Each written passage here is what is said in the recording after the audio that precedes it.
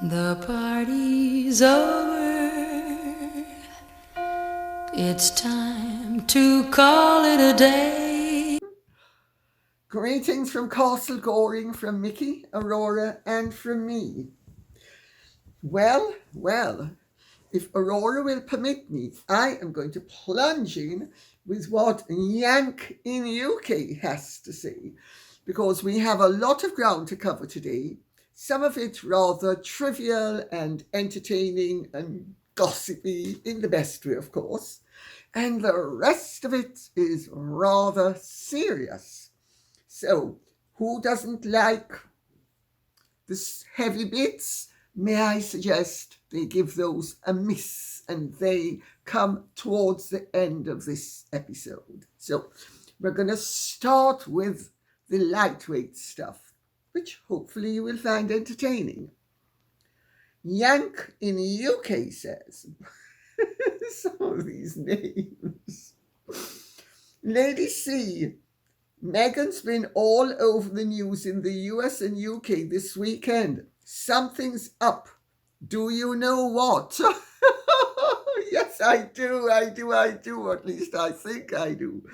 In fact, I would say more than I think. I am pretty sure that what I have discerned is the fact.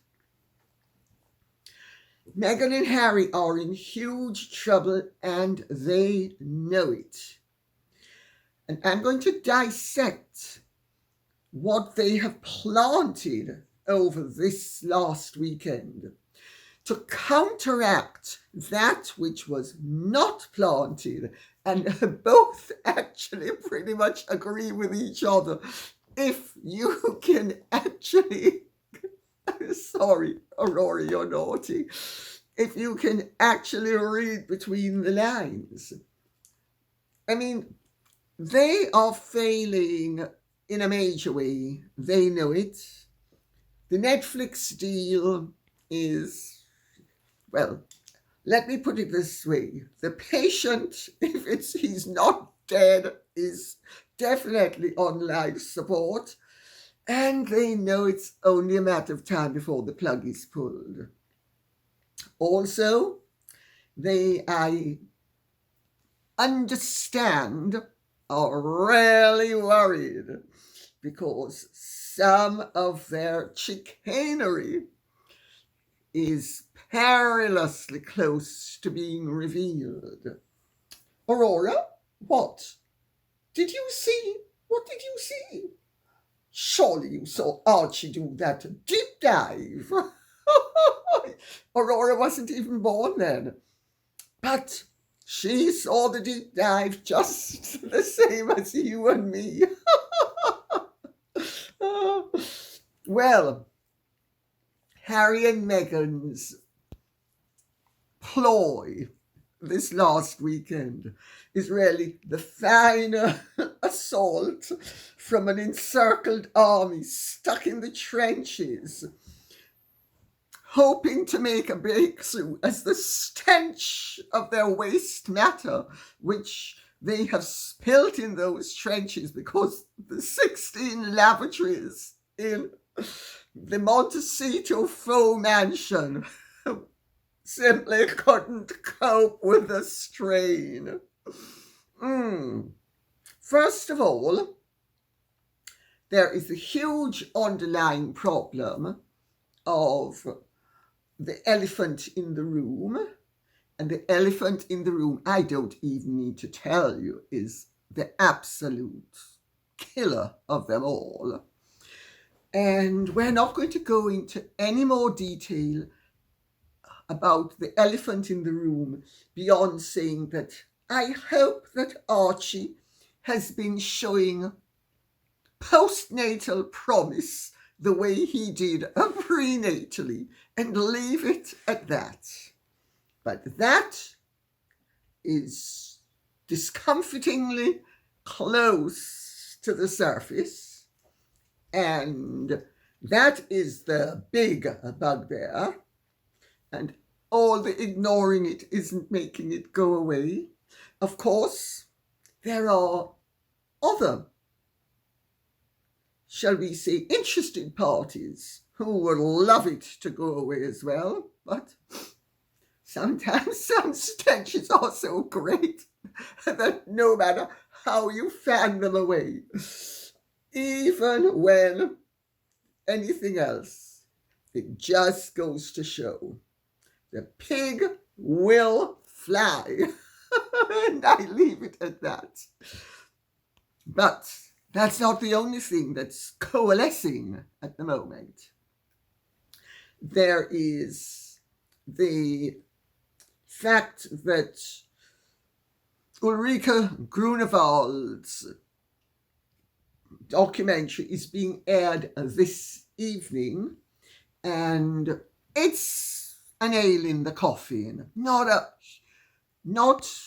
a huge boulder to crash the oak, but a nail in the coffin. Between the scenes, a friend of mine is a friend of hers, so I say no more. There's the polo series that launched in a sea of yawns. The only ripples were those of disinterest, very quickly picked up by Netflix, which I understand is not going to be renewing anything except on the most unfavourable terms, and there is talk not at all.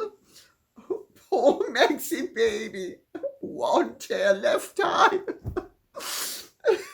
Aurora, Mickey, come and console Matty. Aurora, console Matty. She's grief-stricken on behalf of Megsy baby.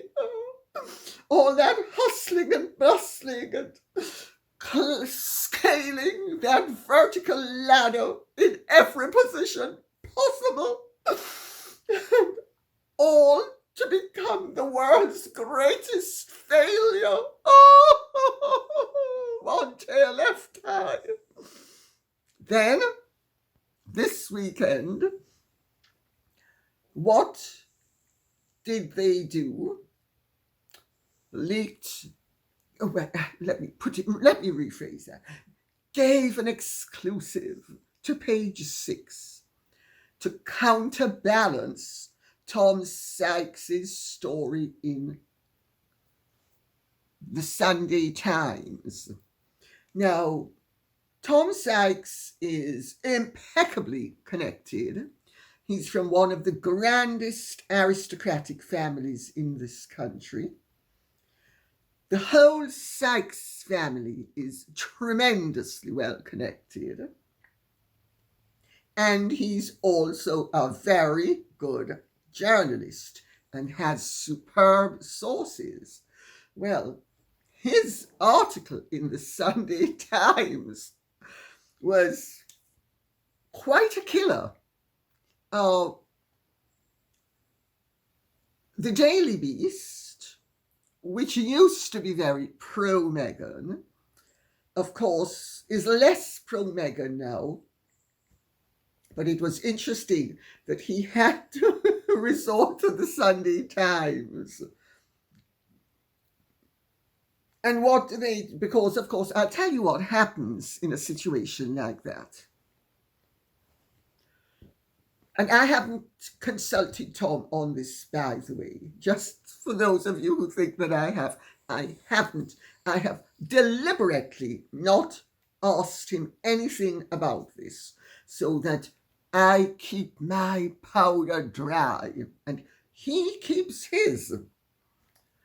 But he will have contacted Meghan and Harry's office, shall we say, for a comment, and they will have swung into action. We know what's coming. How do they know what's coming? Because what is written is the truth. And no matter how much they try to avoid it, they know what it is as well. They might spin it for all it's worth, but they still know what the truth is. And they go to Page 6 and give Page 6 an exclusive. And Page 6 appears to counteract what Tom is saying, except they don't counteract it. Because both Tom and page 6 have basically said Meghan and Harry are finished. As Tom said, nobody in Hollywood of any consequence will even take her calls. Now, those of you who've seen this show time and again will know I've been making that point for some time now. But when the Sunday Times is making it, and it's the European editor-in-chief of the Daily Beast who's making it, you know, my goodness, those chickens, they're uncomfortably close to home, roosting away, and not in Meghan's chicken pen. Remember the one where she gave the revelation that, Oprah, we were married 3 days before we were married. The Archbishop of Canterbury married us. And then he says, no, I didn't. It would have been illegal to do so. So anyway, in the act of appearing to counterbalance Tom's claims, page 6 has pretty much stated, in as bold terms as it possibly can, that it understands that they are in a last chance saloon and Netflix ain't gonna be renewing anything. So poor Maxie baby, my heart bleeds for her.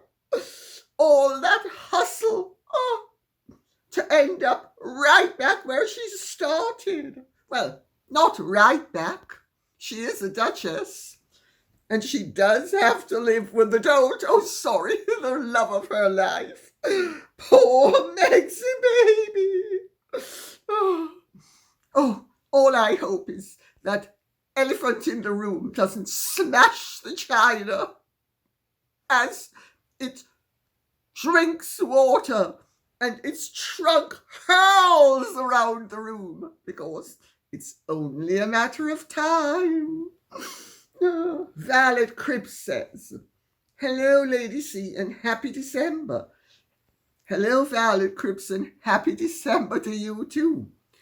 I watched a Dan Wooten video last night where he interviewed Samantha Markle, and boy, did she spill the beans about her adorable little sister. One tail left eye. Samantha stated that she had a conversation with her father, and he told her that prior to Archie's birth, Meghan had picked up her frozen eggs. What do you make of this bombshell revelation? May I stop right there before I continue and say, I don't make a thing of it. I said it in my book. It's not a revelation to me. I said it in my book. I heard it from him. So, yeah. Mother, I'm glad you think it's a bombshell revelation. It's a bombshell, but it's not a revelation. But Dan's program is wonderful. It's well worth looking at. And Samantha does know how to pour that tea. Let me continue. I bet all hell is breaking loose in Montecito. More than hell. Oh, one tail left eye. Revelations. The book of Revelations. And it's not even the Bible. Also, as an aside, I'm sure all your viewers are looking forward to meeting the new fur babies once they are ready for their close-up. Not yet. Augusta just scratched me on my hand and arm. I bet they can't believe their luck being adopted by a kind lady in a castle. Let's hope they don't develop swelled heads. Thank you, Lady C. P.S. Security. Well, gorgeous Lord Baron is far more amenable than Augusta. Augusta is still very nervous. She lets me tickle her behind her ears, but that's about it. And today she came into this family drawing room and Aurora chased her around the place. And so she got stuck on the desk behind them. And when I went to pick her up, she just grabbed into my hand. So I'm afraid I'm giving Augusta all the space she needs. Now, as for my input with Meghan's frozen eggs, just because she picked up the eggs doesn't mean there's any guarantee that anything fried on the pavement. Let's make that point. That's number one. Because when you have frozen eggs and they are defrosted, they might or might not be viable. Now, I'm not speaking about Meghan per se. Remember, I'm very attached to my money and I intend to keep the attachment intact. So I'm not speaking about Meghan, but just making a few points where eggs are concerned. That's the first point. The second point is, even if they are viable, they might not take. Now, according to Meghan and Harry, he only needs to look at her for her to be, shall we say, thoroughly fertile. And remember, he took one look at her and my goodness, she was so pregnant that by the time of Eugenie's wedding, she was showing. Only woman I've ever heard of who showed at 2 or 3 weeks. But there we go. Maybe it was 6 or even 4. But anyway, she was showing. Actually, it wasn't 6 or 4. But she was nevertheless showing. Then, of course, having safely delivered Archie at the Portland hospital with 2 epidurals while bouncing on a ball and climbing into a bath. Because remember, when you have an epidural, you have full control of your legs and body. Total. The baby pops out and they just scoop it up and go back home. Well, he was... Now, what was he doing? Oh, I think I remember. Laughing gas from the canisters that don't exist at the Portland hospital. And she walked out of that hospital and they were back home at Frogmore Cottage within 2 hours of Archie's birth. Such a miracle. I mean, we know where Archie inherited his diving skills from because they're unique. Prenatal diving between the knees is almost as great an accomplishment as within 2 hours of giving birth, having stepped into bath with an epidural, 2 epidurals, you leave the hospital. Oh, yes. Do you think she did a dance? Do you think she pretended to be Sid Charisse? I suspect she did, because let's not forget, Meghan is a very, very capable person. She is so capable that she makes this flying pig look inadequate. So, I think you've got my point. Oh, I believe it all. I do. House Mouse says, running articles here in the US, Harry is going back to the family. Really? And Jamie Dupuy says, Lady C, can you help explain this?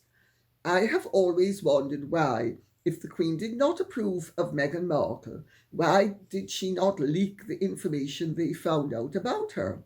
I would like to think the Queen had too much integrity to do that, but if it was my grandson and I was threatened, I do not think I would hesitate to do so, to beat back the racist comments before they were cast, so to say. Well, okay, I shouldn't have read A and then B. I should have read them separately. So I'll take A first. Yes, articles are being run in the United States of America that Harry's coming back to the family. Harry is coming back because he is so beloved that Charles and Camilla and Catherine and William have all crawled across the ground covered in hot coals and broken glass on their naked bellies, begging Harry to come back, not only for Christmas, but forever. Because, as Tina Brown so ludicrously puts it, oh, sorry, I shouldn't be so bitchy. As Tina Brown so journalistically puts it, Harry is needed in the royal family. I could also poison. Well, that, of course, is another series of plots to divert away from the fact that, first of all, Harry and Meghan are going to have 2025 is not going to be the year, as page 6 was predicting, that Meghan's gonna show them all how wonderful she is, and that she's gonna knock Martha Stewart and Gwyneth Paltrow out of the running. Although, of course, page 6 did make the point that Meghan is an amateur, while Martha Stewart is a professional, but do you begin to see why there is such a need? But there's also, from Meghan's point of view, an addiction to attention. But it's all so ludicrous that nobody believes anything anymore. Now, as for the Queen, there are certain things, my dear, that decent people simply don't do. And you accept the consequences of the fact that you have a choice in life. If you're a decent person, you do not stoop to the level of an adversary, even if it means that you will then have to fight a fight you would prefer not to fight. It's as simple as that. I have always told my children the mark of a person isn't only what they will do, but what they won't do in certain circumstances. There are certain things people, if they have integrity, if they are decent, if they are God-fearing, all of which the Queen would have been, that they simply don't do. And one of them would have been to leak confidential reports amassed by the British Secret Services to protect the royal family as a way of dispatching an inconvenient interloper.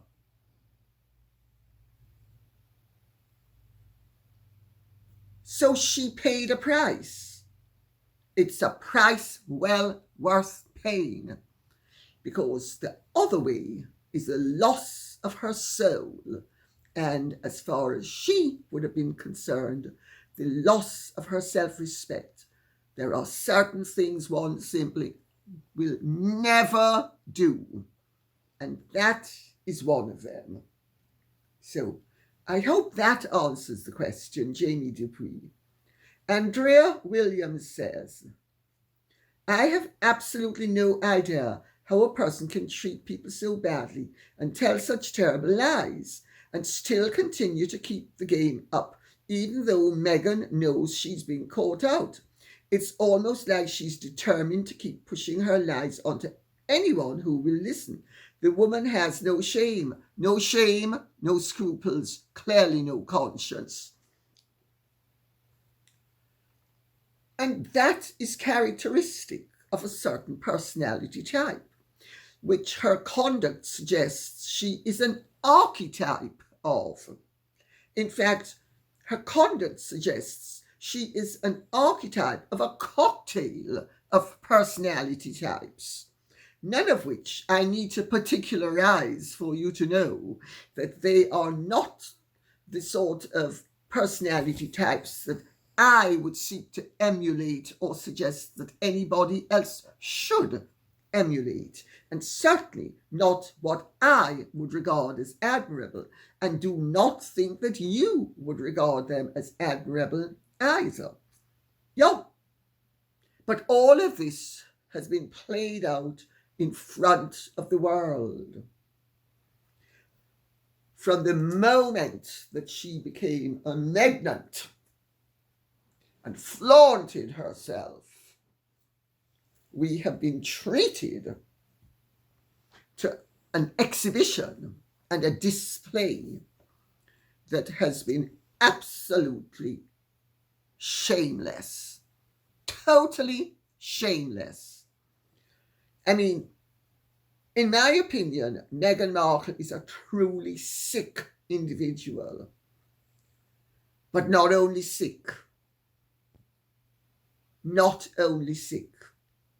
because that degree of flagrancy would suggest that, in my opinion, she's not only mad, but she's bad.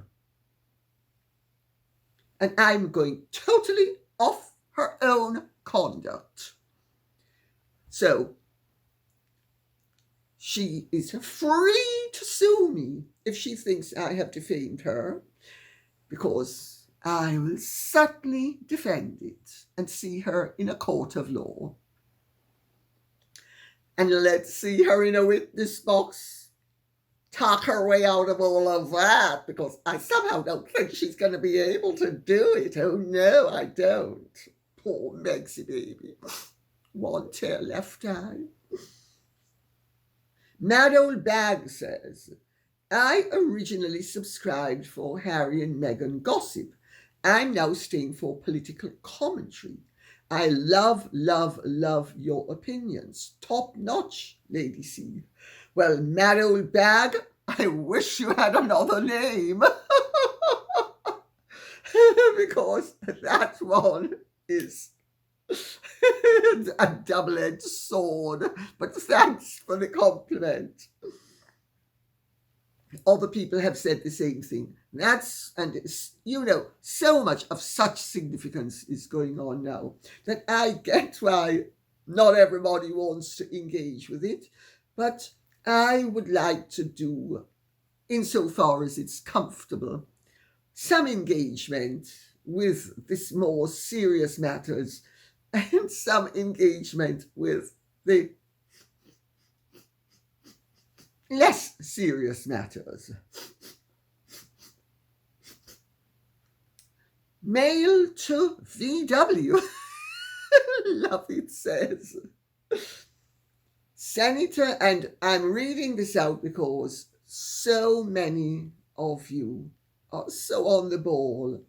I don't know if you read the comments, but I tell you, it's really well worth reading a lot of these comments, because so many of the commentators are so on the ball, and they provide me with a wealth of information, and often information that I did not have to hand, or that if I had to hand is presented in so much better a way than I could do it, that it would be dishonoring their gifts to not acknowledge them. And Mail to VW says, Senator Lindsey Graham recently said, this war is all about money and resources. Who am I to argue with him? Boris Johnson recently said, this is a proxy war. Who am I to argue with him? Everyone knows Biden blew up the pipeline. The Americans blew up the pipeline. Absolutely. Because, how they ever thought people were going to be dumb enough to think that the Russians blew up the pipeline when, if they didn't want anybody else to have their gas, etc., all they needed to do was turn it off its source. They didn't need to blow up the pipeline. Stupid. The stupidity that some people come up with. To continue, the truth is coming out finally. Lady C, you are spot on in your knowledge of this area. The Ukrainian people are the big losers, and this is my great, great distress. That Ukraine has been subjected to a ravishment that its people did not deserve, so that greedy people could actually end up making a lot of money. Disgraceful.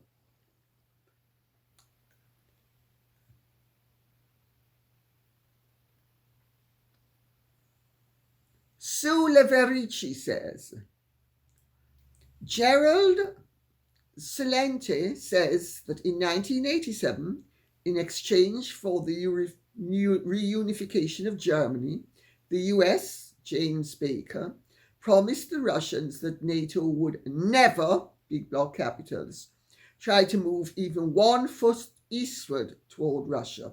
That's a quote. If memory serves, Joe Biden urged Ukraine to join NATO, and Russia was understandably upset. Hence, they began the Ukraine war. There is blood on Biden's hands.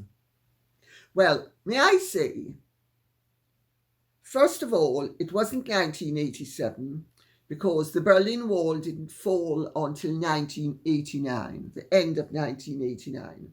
But basically, your information is out there for anybody of discernment to avail himself or herself of.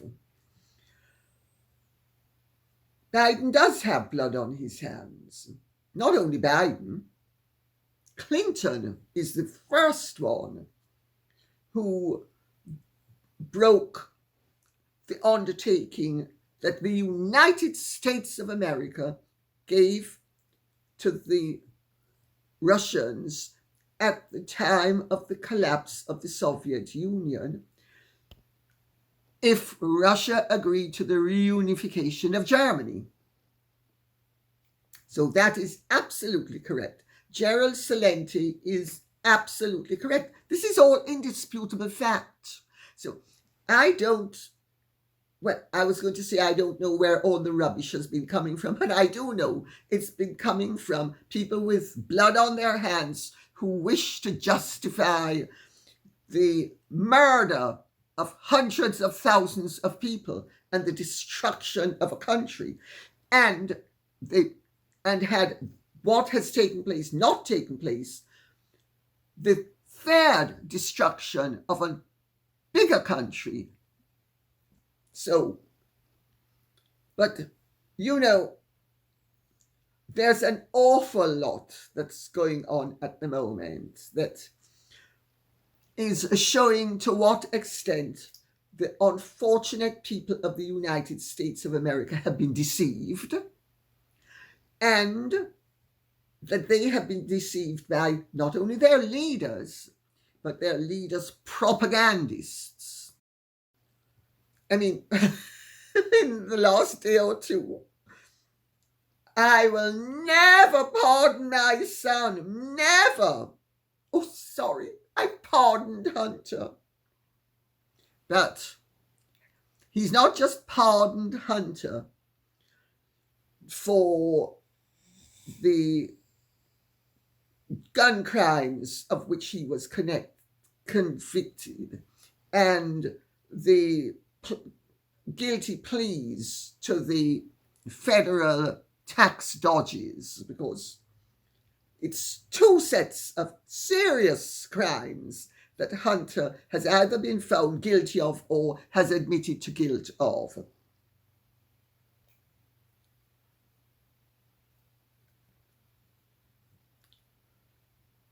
There is a 630-page report documenting 191 crimes, 128 drug crimes, and 140 business crimes that Hunter Biden has personally been guilty of since 2014. He's not being pardoned for only those crimes that he has been convicted of or pled guilty to. He is being pardoned of any possible crime that he could have conceivably committed since 2014. Why everything? Burisma, money laundering, the destruction of the Ukrainian people's country. Zelensky. Zelensky has found himself in a very invidious position because Yanukovych was toppled by by the orchestration of a CIA-led coup in Ukraine. I mean, it's all there for people to see if they want to look at it. Go and look and do your own research. It's all there in black and white. Actually, in color. Sorry. And Zelensky was a plant. And Zelensky is bright. To be a comedian, you have to be bright. You have to think on your feet. But even Zelensky, I am told by Ukrainians, thought, I can't be responsible for the destruction of my country and its people. And so tried to settle with Russia because Zelensky knew that Russia was fighting for its existence as well. Because if what Biden and all of the other lot wanted to happen in Ukraine took place, it was only a matter of time before they orchestrated an attack of some description, shades of what Hitler did in 1939 against Poland, to justify an attack on Russia. That was Russia's fear, and that was not an irrational fear, because Russia had not attacked and Russia had allowed breaches of its agreement, starting with James Baker, that there would be no incursion of NATO or the EU. And they had stood by and allowed Estonia, which I've pointed out before, is only 74 miles away from St. Petersburg. So it wasn't even the proximity alone of the former states that was the only problem. They allowed the Estonia, Latvia, Lithuania, they allowed Hungary, they allowed Romania, they allowed Bulgaria, endless allowances. But they always said, Ukraine never. And Zelensky understood this. And Zelensky, to give him his due, thought that he could play both sides off against the centre, be hailed a hero by the West, make the shed load of money he's made, and settle with Russia, and everybody would be happy. Except that wasn't the game plan. The game plan was to do what they did in Iraq. Attack, destroy the country, then give themselves the contracts to rebuild the country that they have destroyed. That's what the warmongers did.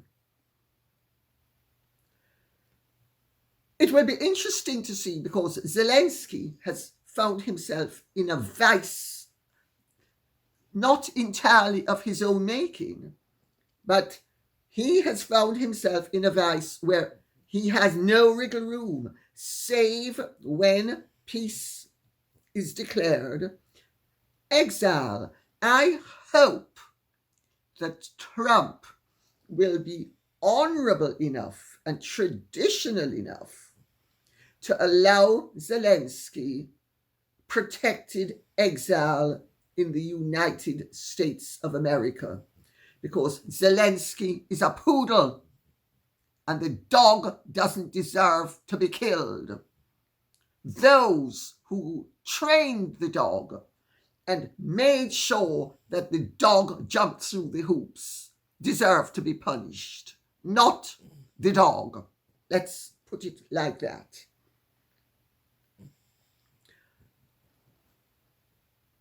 Anything else in terms of traditional courtesy and respect to former heads of state would be a mistake.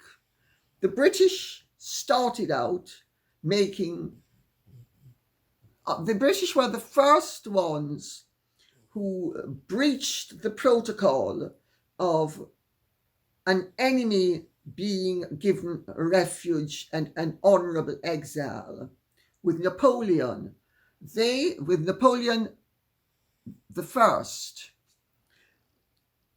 instead of allowing him to have an honourable exile in Britain or somewhere else of comfort, they treated him as if he were a common criminal in St. Helena. They were the start of that precedent. We've had others, but I would imagine that the war will be a lot more easily settled if Zelensky is given an honourable exile to enjoy the hundreds of millions that he has acquired as a reward. And let's remember, he's not the only one who has acquired a reward.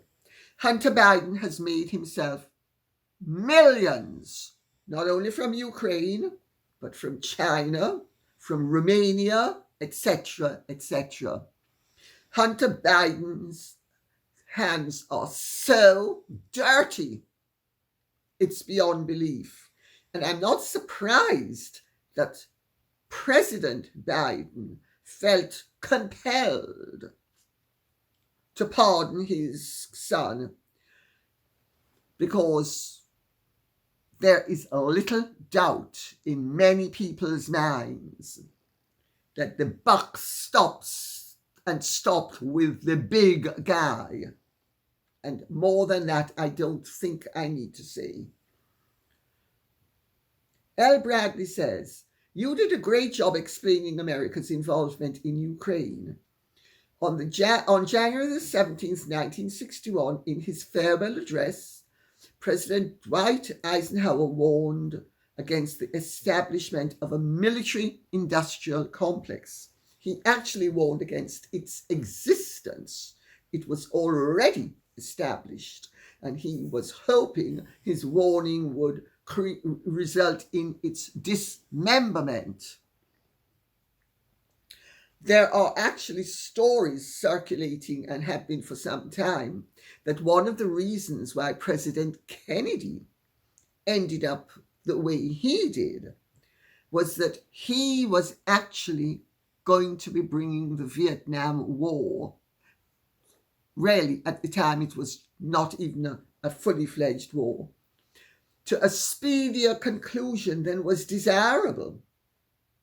Well, we know what happened to him, and we know that LBJ just piled in the troops. Yet another instance Colin Powell says, when President Reagan negotiated the end of the USSR, the USSR European national leaders all said that they would return to being Christian, patriotic, independent nation states. For Russia, Putin has opened 30,000 parish churches and built a national cathedral in Moscow to fulfill the role for Russia as Notre Dame Cathedral in Paris does for France and St. Paul's Cathedral in London does for England. Arguably, the USSR has been supplanted by an atheist, socialist European Union and atheist, Democrat-ruled USA and atheist, socialist-ruled Canada. Well, Colin Powell, thanks for that. I don't know that I would have gone quite so far to make such a bold assertion, but I would say that I know as a fact that many Russians have absolutely no desire whatsoever to return to anything that smatters of the control and chaos and the irreligiousness that they had under communism. And they view what has been happening in the West with the deepest suspicion and strong disapproval. And it's not only in Russia, it's in many, if not most, of the former satellite states, and it's absolutely true as well of the Muslim world. Now, I would sooner live in the West than anywhere else. And I'm all for freedom and respect for others who have differing viewpoints. But we in the West have come perilously close to turning tolerance into intolerance and to turning liberty into a new form of neo-puritanical imprisonment. And they are the ones who don't want it.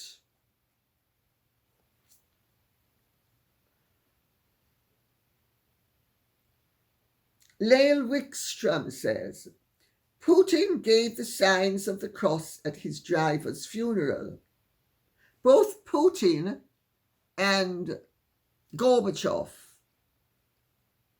are believing Russian Orthodox, or well, Gorbachev was. When I first told American friends of mine during Perestroika that President Gorbachev was actually a Christian and he was a devout Russian Orthodox, people thought, well, a friend of mine said, you of all people, are you a commie? I said, if you think that, you'll rarely believe anything.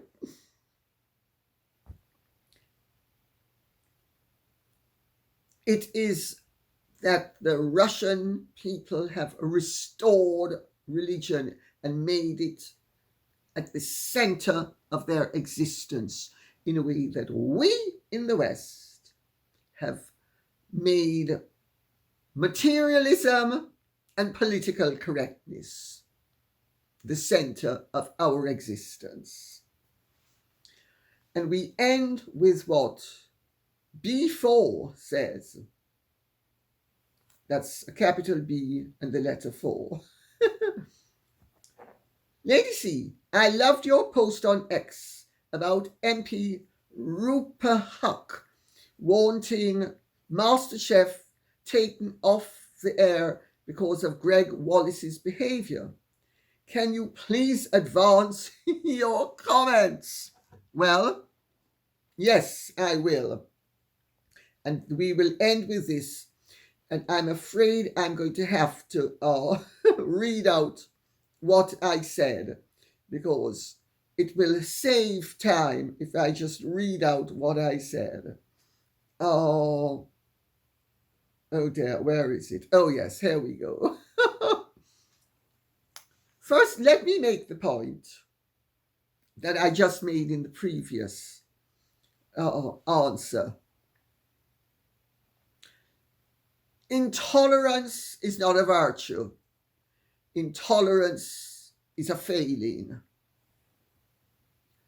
And we in the West have been taken over by a vicious, malicious, intolerant, nasty, restrictive, sanctimonious set of bullies who want to cram intolerance down everybody's throat and create a restrictiveness that leaves no room for anything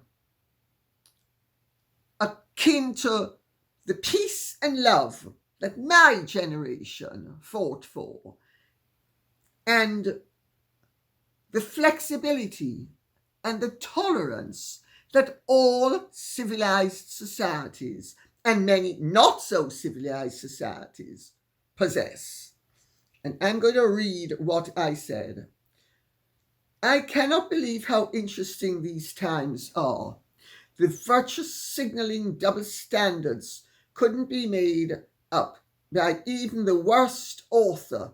In Britain, we have the Labour MP Rupa Huq calling for BBC One to take down its popular TV programme MasterChef UK because one of its long-standing participants, Gregg Wallace, has been accused of tasteless behaviour over a period of decades.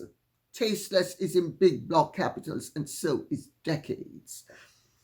Since when did tasteless behaviour warrant anything more than a severe reprimand and a warning not to repeat it, under threat of dismissal from an employer, and something more robust, such as Princess Anne's famous naff off from the recipient of unwanted attentions? And incidentally, Princess Anne's naff began with an F. So, are we living in Salem, Massachusetts in 1692? Why should anyone, big block capitals, lose the opportunity to earn a living because of tasteless behaviour without being given a chance to rectify it? Since when were women so weak, lily-livered and pathetic that we can't behave as adults, take matters into our own hands and prevent, big block capitals, bad behaviour without it resulting in the loss of one job, much less one of the most popular television programmes in the country? When are people going to wake up to the fact that the individual remains potent only as long as we retain the power to perform for ourselves?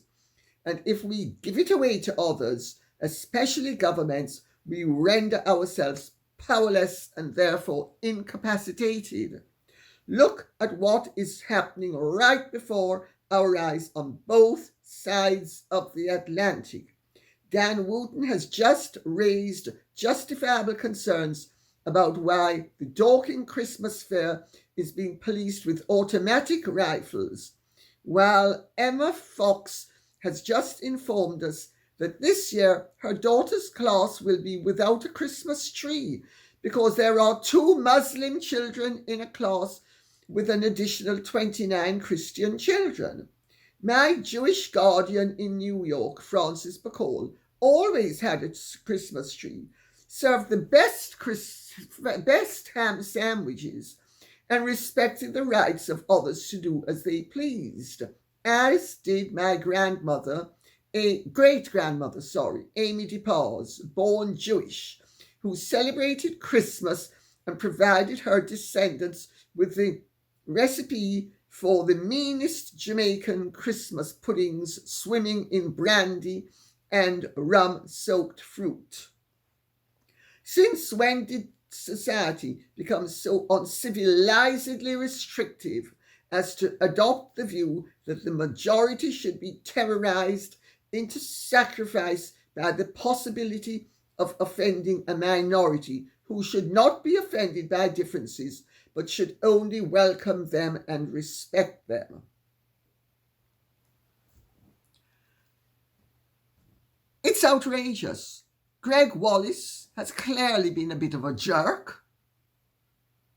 I mean, do we live in a world that's so intolerant that women pile on in the name of the sisterhood? What about the humanity of people?